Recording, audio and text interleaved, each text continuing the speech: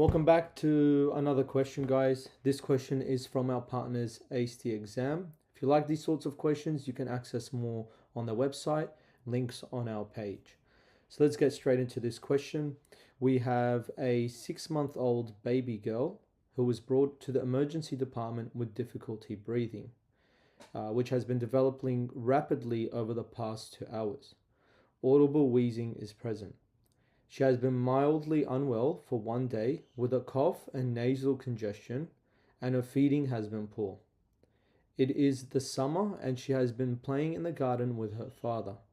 She has no previous significant medical history. Which of the following would most strongly support the diagnosis of bronchiolitis? Okay. So let's break this question down. So the question's already told us we've got this diagnosis of bronchiolitis, and it's saying which aspects of this stem would most likely support this diagnosis. Okay, so bronchiolitis is a viral lower respiratory tract infection. It is most commonly caused by the respiratory syncytial virus, so you might have heard of it as the RSV virus. And there are certain features that can strongly support a diagnosis of bronchiolitis. So some of these key features include things such as age. So if the child is less than 12 months, we usually have a peak incidence of bronchiolitis between 12 to 6 months.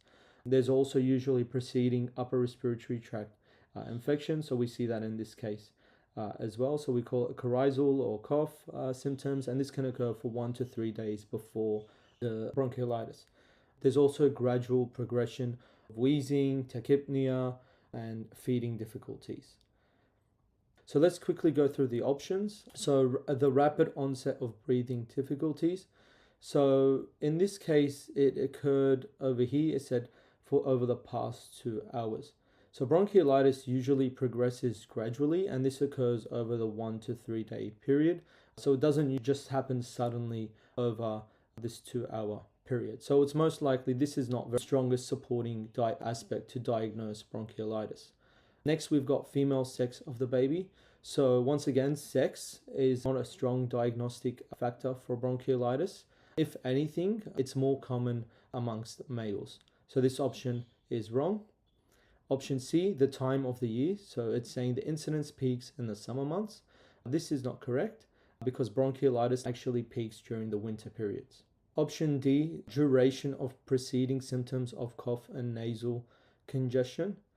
So this can be supportive of bronchiolitis, and if one of the options wasn't here, if the final option age wasn't here, this would be the correct option.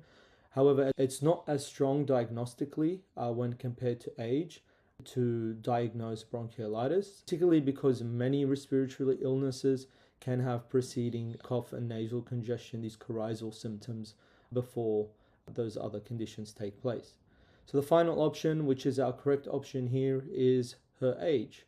So bronchiolitis is more common in those aged 2 to 6 months. So yeah, that's correct. That's within the peak incidence period, which was between the 2 to 6 months, like we mentioned before.